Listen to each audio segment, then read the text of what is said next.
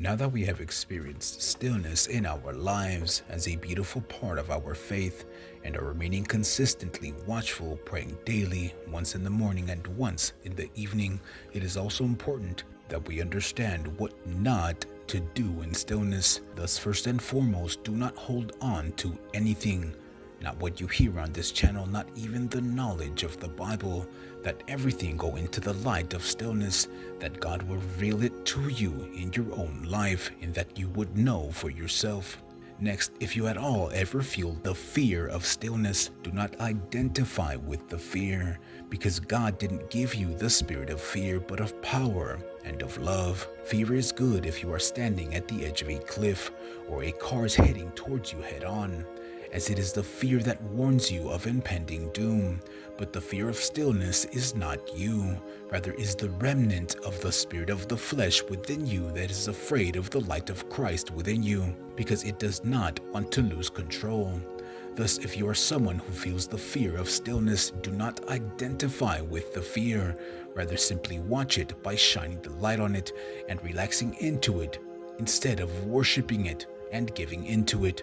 What we must understand as the army of God is that there is absolutely nothing that Satan can do to stop God's plan for your life, but the only thing he can do is to get you to stop yourself in the thought of unbelief, or getting you to stop praying that he would hinder the growth of Christ within you, and that you would trust in him again, more in the deceitfulness and vanity of your own thoughts. And you will notice and see this for yourself, that the longer you go without praying in stillness, the more you go back to who you once were in the flesh, in the anger, jealousy, strife, or in the weakness of the flesh. Next, do not ever try to fight against the thoughts.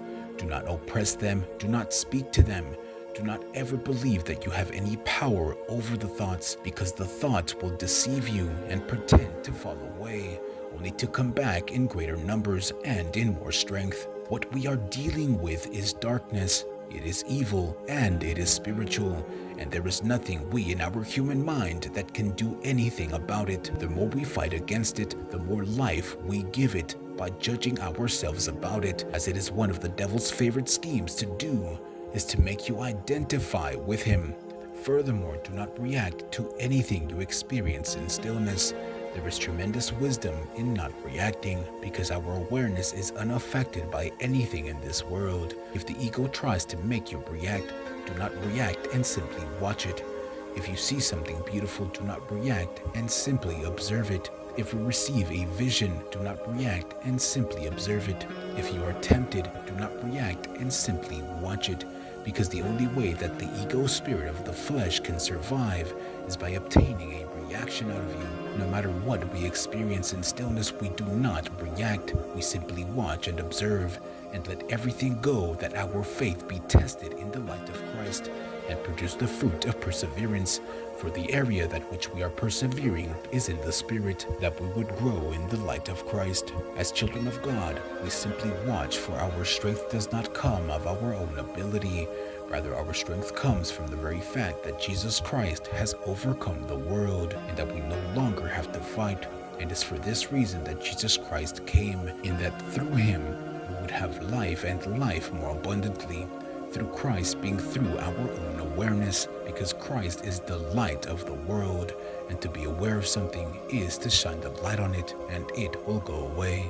Know yourselves, brothers and sisters, that we become one in the body of Christ and in the army of God.